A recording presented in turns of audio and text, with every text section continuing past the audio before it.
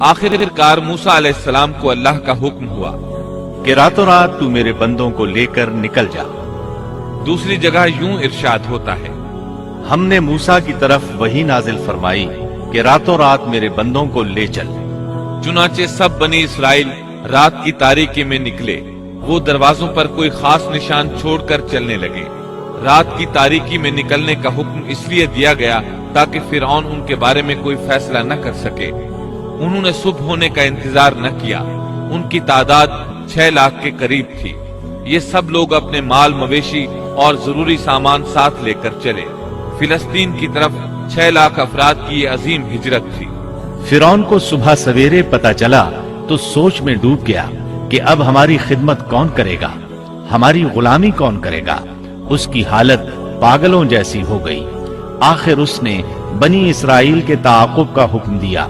अल्लाह ताला इस मौके पर सूरत शुअरा आयात 57 ता 60 में फरमाते हैं, आखिरकार हमने उन्हें बागात से और चश्मों से और खजानों से और अच्छे अच्छे मकामात से निकाल बाहर किया। इसी तरह हुआ और हमने उन तमाम चीजों का वारिस बनी इसराइल को बना दिया। बस फिरौन के लोग सूरज निकलते ही उनके ताक़ुब में निकले। यानी फिरौन तुलुए आफताब के वक्त ही उनके ताक़ुब में लश्करों की तैयारी के साथ निकल खड़ा हुआ। मूसा अलैहिस्सलाम बनी इसराइल को लिए बहरे अहमर के एक किनारे पहुंचे। बहरे कुलजुम बहरे अहमर ही का एक किनारा है। उन्होंने पीछे मुड़कर देखा। क्या देखते हैं कि फिरौन अपने लाव लश्कर के साथ भागा आ रहा है। बनी इसराइल घबरा गए कि अब क्या होगा। सामने ठाठे मारता समुंदर और पीछे फिरौन और उसका लश्कर। अल्लाह ताला इस मौके पर सूरत शुअरा आयत 63 में फरमाते हैं, हमने मूसा की तरफ वही भेजी कि दरिया पर अपना असा मारो। बस उसी वक्त दरिया फट गया और पानी का हर एक हिस्सा बड़े पहाड़ की तरह खड़ा हो गया। समुंदर लाठी लगने से ऐसा फटा कि पानी के 2 बड़े बड़े पहाड़ बन गए। यानी समुंदर के अंदर खुश्क रास्ते बन गए और अतराफ में पानी के पहाड़ खड़े हो गए। अल्लाह ताला ने भी फरमा दिया, सूरत ताहा आयत 77 में है कि तू रातों रात मेरे बंदों को ले चल और उनके लिए समंदर में खुश्क रास्ता बना ले। फिर न तुझे किसी के आ पकड़ने का खतरा होगा न डर। ये सब के सब इन रास्तों से पार चले गए। अब जूं ही फिरौन वहां पहुंचा, पहले तो डरा, सहमा कि ये क्या हुआ। वो भी और उसके सब साथी भी इस सोच में हैं कि क्या करें। खौफजदा थे। ऐसे में फिरौन को ख्याल आया कि अगर मूसा और बनी इसराइल यहाँ से सही सलामत गुजर गए हैं तो हम क्यों नहीं गुजर सकते। इसके साथ ही उसने अपने घोड़े को समुंदर में दाखिल कर दिया। उसके पीछे उसके सब साथी भी दाखिल हो गए। इधर बनी इसराइल का आखिरी आदमी समुंदर से निकल रहा था, दूसरी तरफ फिरौन का आखिरी आदमी समुंदर में दाखिल हो रहा था। अल्लाह ताला सूरह ताहा में फरमाते हैं, फिरौन ने अपने लश्करों समेत उनका ताक़ुब किया। फिर तो समंदर उन सब पर छा गया जैसा कि छा जाने वाला था।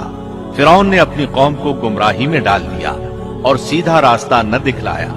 अल्लाह ताला फिरौन की मौत का मंजर यूं बयान करते हैं, और हमने बनी इसराइल को दरिया से पार कर दिया।